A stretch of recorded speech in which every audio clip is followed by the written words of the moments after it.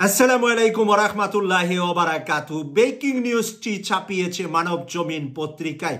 Breaking নিউজটির মধ্যে এসেছে আসিফ, নাহিদ সহ উপদেষ্টাতে থাকা 3 তরুণ উপদেষ্টা পদত্যাগ করছেন সরকার থেকে। এর মাঝে মাহফুজ আলম পদত্যাগ করবেন সবার আগে পদত্যাগ করবেন নাহিদ ইসলাম, তারপরে আসিফ মাহমুদ, তারপরে মাহফুজ আলম। কেন তারা 3 জন একই ধারায়, একই সিস্টেমে, একই নিয়মে তারা পদত্যাগ করবেন ধাপে ধাপে, এই বিষয়টা নিয়ে আজকে আলোচনা এবং আলোচনার মূল বিষয়টা উপস্থাপন করেছেন মানব জমিন পত্রিকায়। আমি মানব জমিন থেকে আপনাদের সামনে তুলে ধরছি বিষয়টা। নাহিদ আসিফরা পদত্যাগ করলেও সরকারে থাকতে পারেন তাদের প্রতিনিধি, ছাত্রদের প্রতিনিধি সরকারে থেকে যাবে। নতুন মুখ অন্তর্ভুক্ত হবে ইউনূস সরকারে। শুধুমাত্র ছাত্রদের প্রতিনিধি অন্তর্ভুক্ত হবে না, বাংলাদেশের আরও কয়েকজন বিশিষ্ট ব্যক্তি যাদের রয়েছে নিরঙ্কুশ, জনতার কাছে ক্লিন ইমেজ, এরকম কয়েকজন পার্সন উপদেষ্টা হিসাবে নতুন করে যুক্ত হবে। এরই মাঝে নাহিদ, আসিফ, মাহফুজের জায়গায়ও তাদের ছাত্রদের প্রতিনিধি যুক্ত করবেন এবং তারা ধাপে ধাপে ইউনূস সরকারের অন্তর্বর্তীকালীন সরকার থেকে পদত্যাগ করবেন। কারণটা কি হয়েছে, এর ভিতরে আভ্যন্তরীণভাবে কি চলছে, কি কারণে তারা পদত্যাগ করছেন, এই বিষয়টা নিয়ে মানব জমিন যা লিখেছে আপনাদের সামনে তুলে ধরছি। ছাত্র জনতার রক্তাক্ত অভ্যুত্থানের পর থেকে নতুন রাজনৈতিক বন্দোবস্তের বিষয়টি সামনে এসেছে। পুরাতন ধারা, পুরাতন নিয়ম, পুরাতন সংস্কৃতি 53 বছরকে পরিবর্তন করে নতুন ধারায় রাজনীতি, নতুন ধারায় সমাজ তৈরি, নতুন ধারায় মানুষের জীবন যাপন পরিবর্তনের জন্য তারা একটি পদক্ষেপ নিয়েছে। সেটা হলো একটি নতুন ধারা, নতুন নিয়মে রাজনৈতিক দল তারা তৈরি করবে। ছাত্র আন্দোলনের নেতারা নতুন দল গঠন প্রক্রিয়া এগিয়ে নিচ্ছে। জাতীয় নাগরিক কমিটির ব্যানারে শিক্ষার্থীরা সংগঠিত হলেও রাজনৈতিক দল হবে ভিন্ন। সেখানে জাতীয় নাগরিক কমিটি ও বৈষম্য বিরোধী ছাত্র আন্দোলনের শীর্ষ নেতারা নেতৃত্বে থাকবেন। এছাড়া সরকারে থাকা ছাত্রদের প্রতিনিধিরাও থাকতে পারেন। দলের নেতৃত্বে আসার আগেই সরকার থেকে পদত্যাগ করবেন ছাত্র প্রতিনিধিরা। তাদের একজন ছাত্রদের নতুন রাজনৈতিক দলের গুরুত্বপূর্ণ দায়িত্বে আসতে পারেন। ইঙ্গিতটা আসছে নাহিদ ইসলাম হতে পারে নতুন রাজনৈতিক দলের গুরুত্বপূর্ণ দায়িত্বে মানি হলো যার নেতৃত্বে ছাত্রদের রাজনৈতিক দলটি এগিয়ে যাবে।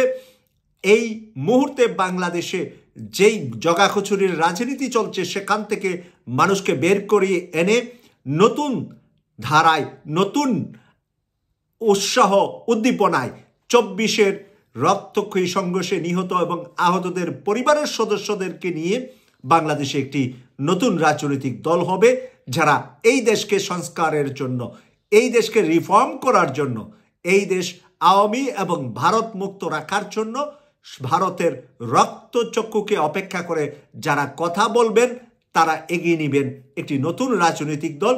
এই আশাটা, এই আকাঙ্ক্ষাটা আমরা যারা বাংলাদেশের রাজনীতি নিয়ে চিন্তা করি আমাদের মধ্যে কাজ করছে। কেননা আমরা পুরাতন ওই এক দল গিয়েছে, আরেক দল আসবে, আরেক দল যাবে, আরেক দল আসবে, একই ধারা নিয়ম থাকবে, সেটাকে ব্যঙ্গে দিয়ে নতুন সচ্চরিত্রবান ছাড়া রাজনীতি করা যাবে না, সেই বিষয়টা সামনে আসাটা অনেকেরই কাম্য। আমার মতন কামনা করছেন ডাক্তার পিনাকি ভট্টাচার্য, যিনি উৎসাহ উদ্দীপনা যোগাচ্ছেন ছাত্র সমাজকে। সাংবাদিক ইলিয়াস হোসেন ভাই অনুরূপভাবে ছাত্র সমাজের সাথে সুসম্পর্ক আছে এবং তিনিও চাচ্ছেন ছাত্রদের মাঝ থেকে সৎ নেতৃত্ব, তরুণ নেতৃত্ব এগিয়ে যাক। আর সেই তরুণ নেতৃত্ব, সৎ নেতৃত্বের ভিতরে অন্তর্ভুক্তি হতে পারেন ডাক্তার পিনাকি ভট্টাচার্যের মতন প্রভাবশালী ইউটিউবার, সাংবাদিক ইলিয়াস হোসেনের মতো প্রভাবশালী সাংবাদিক প্লাস ইউটিউবার, এবং আরও যারা দেশে বিদেশে কথা বলেন দেশের জন্য, সমাজের জন্য, তারাও অন্তর্ভুক্ত হতে পারেন নতুন রাজনৈতিক দলটিতে। চমক আসতে পারে সেই দলটির মাঝে। সেই চমকের অপেক্ষা দিন হয়তোবা এ মাসেই আমাদের শেষ হবে। ফেব্রুয়ারির ভিতরেই তারা দলের নাম ঘোষণা এবং দলের একটি কমিটি, তারা আহ্বায়ক কমিটি গঠন করবেন, যেই আহ্বায়ক কমিটিটি কয়েক মাসের ভিতরে কাউন্সিল করে দলের পূর্ণাঙ্গ কমিটি নির্বাচিত করবেন। এখানে লেখেছে বর্তমান সরকারে রয়েছে ছাত্রদের 3 জন উপদেষ্টা। তারা হলেন তথ্য সম্প্রচার ও আইসিটি উপদেষ্টা নাহিদ ইসলাম, স্থানীয় সরকার ও যুব ক্রিয়া উপদেষ্টা আসিফ মাহমুদ সজীব ভুঁইয়া এবং উপদেষ্টা মাহফুজ আলম। এই 3 জন ধাপে ধাপে সরকার থেকে পদত্যাগ করে দলে যোগ দিতে পারেন বলে জানা গিয়েছে। এক্ষেত্রে 3 উপদেষ্টা পদত্যাগ করলেও সরকারে ছাত্রদের প্রতিনিধি নিশ্চিত করতে চান তারা।